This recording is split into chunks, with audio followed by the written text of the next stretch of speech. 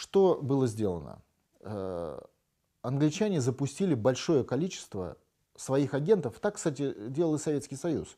И не секрет, что много президентов разных государств и стран — это фактически агенты влияния Советского Союза в тот период времени. Там, через рабочие движения, через интернационал, когда вот это осуществлялось. То же самое делали наши враги Соединенные Штаты Америки в войне 45-91 годов. Они сформировали систему агентуры, в которую входило достаточно большое количество людей.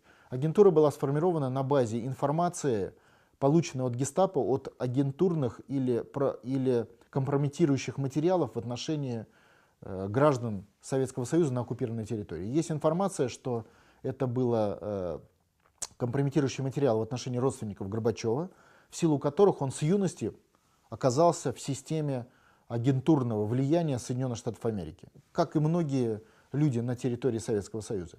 Дальше они использовали систему чисток. Вот посмотрите, допустим, психологию истории с Романовым, который якобы разбил посуду, который взял из Эрмитажа на свадьбу своей дочери. Ну, во-первых, этого ничего и не было, то есть это полное вранье. Но сама история очень напоминает историю с Тросканом, ее как бы технология. Это не советская история. Потому что советскую историю обвинили бы в каком-нибудь там неправильном идеологическом подходе, в троцкизме, еще в чем-нибудь. А тут посуда из Эрмитажа и вранье к тому же. То есть это явно не российская система. То есть это чистили конкурентов для Горбачева. Та же самая история с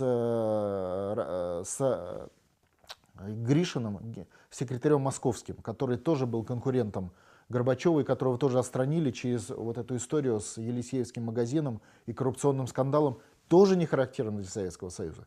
То есть мозги, которые разработали эти технологии, они были не советского типа, эти мозги. Эти мозги были американские, и напоминаю, что та же Кондолиза Райс возглавляла, например, институт официально ранее, в советские времена, по изучению Советского Союза, так называемый институт криминологов. То есть изучала, как система власти работает, кто с кем взаимодействует. Ну понятно, на войне же воюют не только танками и пушками, на войне воюют мозгами. И в этом плане американские мозги, специалисты оказались лучше, это надо признать, и сумели организовать этот горбачевский заговор.